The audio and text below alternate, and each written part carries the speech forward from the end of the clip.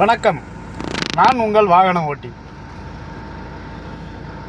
உங்கள்கிட்ட ஒரு விஷயத்தை பகிர்ந்துக்கணும்னு தோணுச்சு, அதனால் இந்த வீடியோ போடுறேன். நான் ஒரு சவாரி ஒன்று போயிட்டு பார்க்கிங்கில் வெயிட் பண்ணிக்கிட்டு இருந்தேன். அப்போது ஒரு வயசானவர் பையில் பேனாவெல்லாம் வச்சுக்கிட்டு விற்றுக்கிட்டு வந்தவர், தம்பி அப்படின்னாரு. சொல்லுங்க ஐயா அப்படின்னேன். ஒன்றும் இல்லை தம்பி, ரொம்ப பசிக்குது தம்பி, நான் சாப்பாடு வாங்கி தரவான்னு கேட்டேன். இல்லை அதெல்லாம் வேணாம் அப்படின்ட்டாரு. சரி வேணான்னா காசு எதுவும் வேணுமா அப்படின்னேன். இல்லை தம்பி அதெல்லாம் வேணாம் அப்படின்னாரு.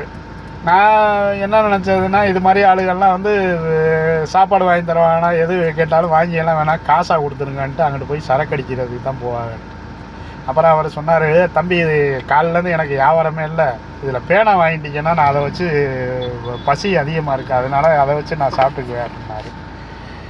பேனா வாங்க போயில யோசிச்சு பார்த்துட்டு அவரை கூட்டிக்கிட்டு கடையில் போயிட்டு சாப்பாடு கொடுக்க சொல்லிட்டு அதுக்குள்ளே காசை கொடுத்துட்டு நான் பார்க்கிங்கில் உட்காந்துக்கிட்டேன். அவர் அங்கேருந்து சாப்பிட்டு முடிச்சுட்டு தம்பி ரொம்ப நன்றி தம்பி அப்படின்ட்டு என்ன பண்ணார்,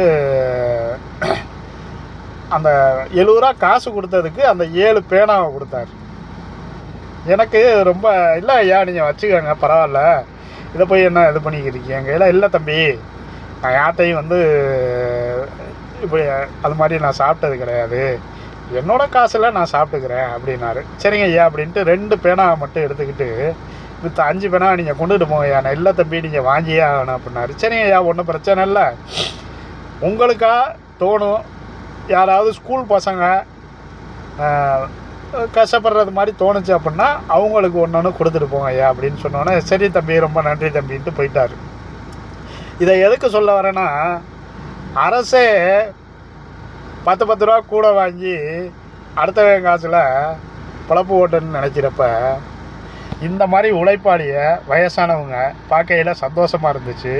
இதை உங்களுக்கு தெரியப்படுத்தணும்னு தோணுச்சு, அதனால் அந்த வீடியோ போட்டேன். நன்றி. நான் உங்கள் வாகன ஓட்டி.